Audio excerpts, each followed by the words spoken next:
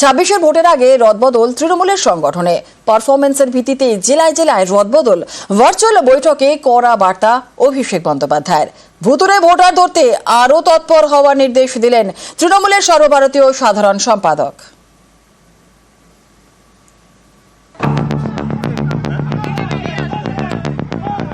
পাখির চোখ 26-এর বিধানসভা ভোট। তার আগে শনিবার ভার্চুয়াল বৈঠকে অভিষেক বন্দ্যোপাধ্যায়।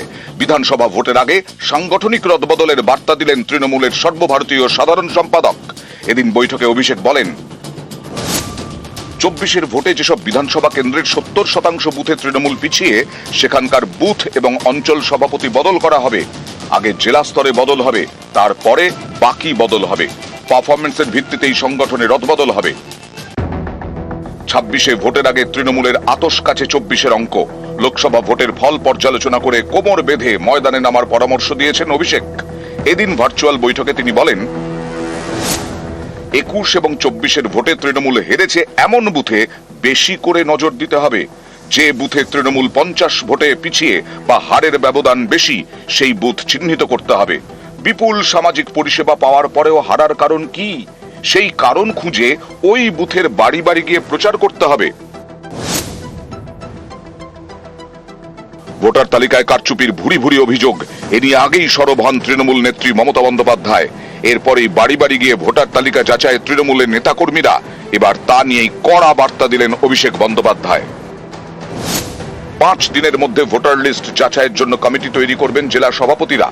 জেলা সভাপতি ও চেয়ারম্যান, পঞ্চায়েত সমিতির সভাপতি, সহসভাপতি, জেলা পরিষদ সভাধিপতি, কর্মাধ্যক্ষ, কাউন্সিলর, পুরপ্রধানদের নিয়ে তৈরি হবে কমিটি। জেলা স্তরের পাশাপাশি ব্লক এবং টাউনেও কমিটি তৈরি হবে।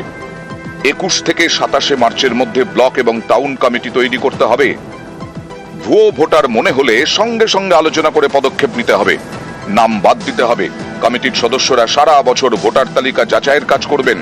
সারা বছর ভোটের কাজ করার জন্য ব্লক ইলেকটোরাল রোল সুপারভাইজার তৈরি করা হবে। ব্লক, অঞ্চল, ওয়ার্ডে ইলেকটোরাল রোলের কাজ হবে। এটা প্রশাসনিক পদ নয়, দলের পদ।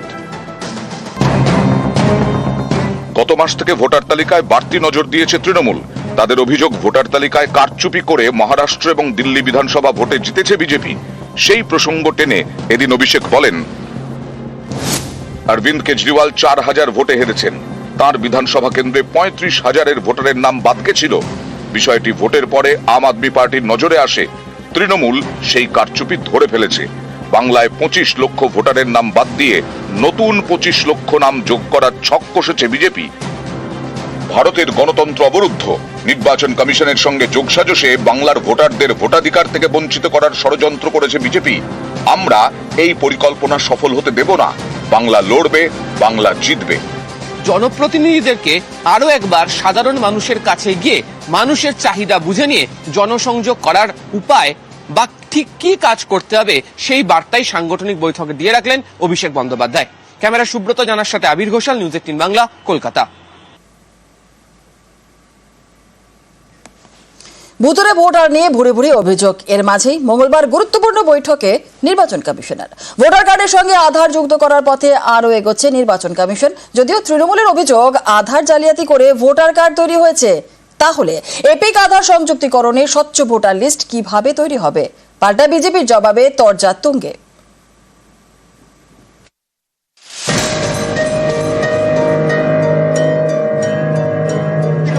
ভোটার তালিকায় কারচুপির অভিযোগ, এ নিয়ে সরব বিরোধীরা। দফায় দফায় উত্তাল হয়েছে সংসদ। দুই কক্ষে বিরোধীরা সুর চড়িয়েছেন। জাতীয় নির্বাচন কমিশনের দপ্তরে নালিশও জানিয়েছে তৃণমূল। পশ্চিমবঙ্গে বাড়ি বাড়ি গিয়ে ভোটার লিস্ট যাচাই করছে ঘাসফুল শিবির। এই পরিস্থিতিতে এপিক এবং আধার সংযুক্তিকরণের পথে আরও এগোচ্ছে নির্বাচন কমিশন। মঙ্গলবার এ নিয়ে সংশ্লিষ্ট আধিকারিকদের সঙ্গে বৈঠক করবেন নির্বাচন কমিশনার। অনেক আগেই এপিক আধার সংযুক্তিকরণে আপত্তি তৃণমূলের।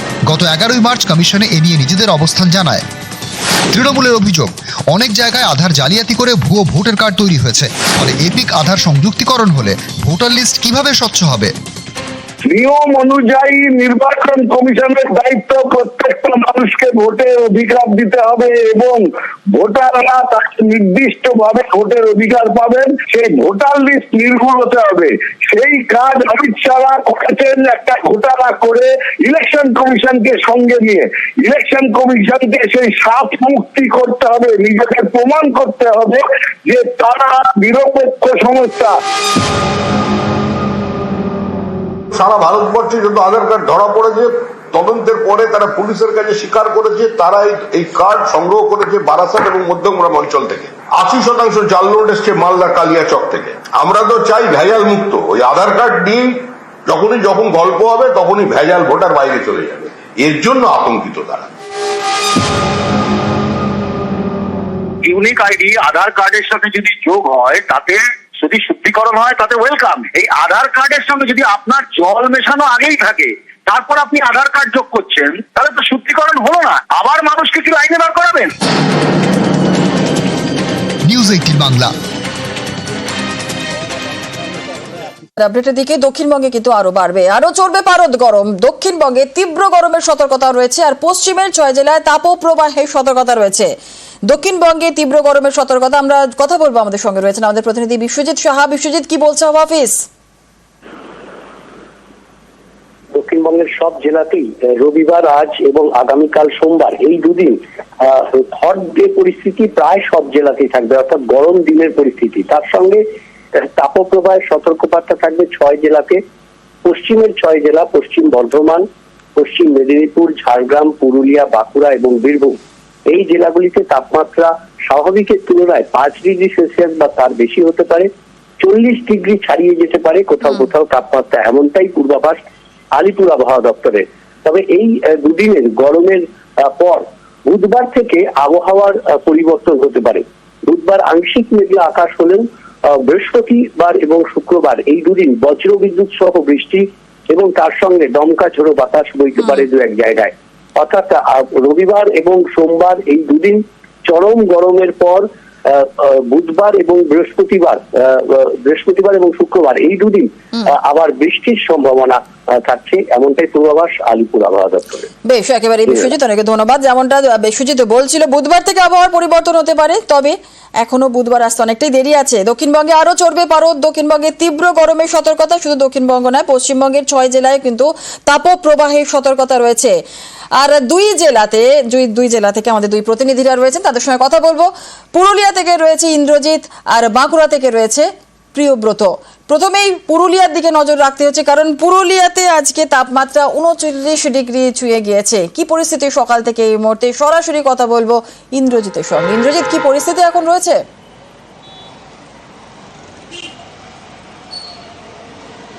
দেখো জনিলা, মার্চের মাঝামাঝি এরই মধ্যে 40 ডিগ্রির কাছাকাছি তাপমাত্রা পৌঁছে গেছে।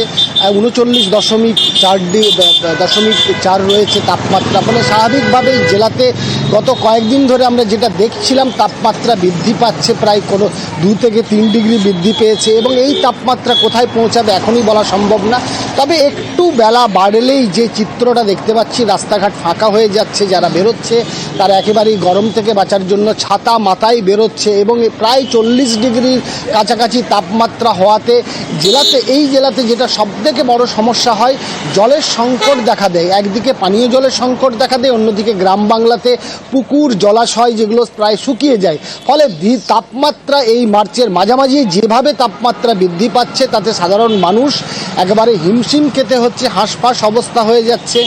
বেলা বাড়ার সাথে সাথে রাস্তাঘাট ফাঁকা হয়ে যাচ্ছে, সকালের দিকে কাজকর্ম সেরে নিচ্ছে তাড়াতাড়ি, কেন 40 ডিগ্রির কাছাকাছি তাপমাত্রা।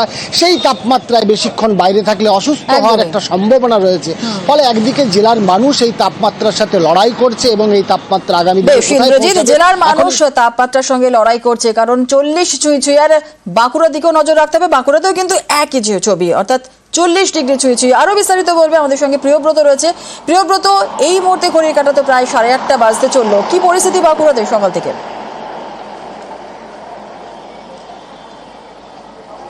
একেবারে সূর্যমামা কিন্তু দহন জ্বালায় জ্বলছে যাকে বলা চলে, এবং মানুষজনও কিন্তু নাভিশ্বাস উঠছে। সকালটা দেখে অবশ্য বুঝতে পারা যাবে না এই ধরনের অবস্থা হবে, কারণ সকালবেলায় ঘন কুয়াশা ছিল বাঁকুড়ার আকাশে, কিন্তু তার পরবর্তীকালে সূর্যমামা যে সময় উঠতে শুরু করলো তারপরে শুরু হলো ঝড়ো ব্যাটিং, এবং এই ব্যাটিং কিন্তু বেলা 4টে পর্যন্ত থাকবে। মূলত মাঝখানের যে সময়টা সকাল 10টা থেকে বেলা 4টে পর্যন্ত, এই সময়টা কিন্তু তীব্র গরম থাকছে, তার সঙ্গে ঘর্মাক্ত পরিবেশ, মানুষজনের নাভিশ্বাস উঠছে। সেই সময়টা মানুষজন বাড়িতে থাকার চেষ্টা করছেন। তুমি জানো আজকে রবিবার, মূলত স্কুল কলেজগুলো ছুটি রয়েছে, অফিস আদালত ছুটি, সেই কারণে কিছুটা হলো রাস্তায় লোকজন এমনিতেই কম থাকবে, কিন্তু প্রতিদিনই একই অবস্থা হচ্ছে। বেলা বাড়ার সঙ্গে সঙ্গে রাস্তাঘাট ফাঁকা হয়ে যাচ্ছে। যেটুকু মানুষজন কাজকর্ম সারছেন সেটা কিন্তু সকাল 10টার মধ্যে, তার পরবর্তীকালে 4টা থেকে বাকি সময়টা। কিন্তু এই সময়টা যারা নিতান্তই কাজে বেরোতে হচ্ছে তাদেরকে কিন্তু রোজ চশমা ইউজ করতে হচ্ছে চোখে, মাথায় থেকে পুরো মুখ ঢেকে রাখতে হচ্ছে, এবং মাথায় ছাতা ব্যবহার করতে হচ্ছে। একেবারে। বারে বারে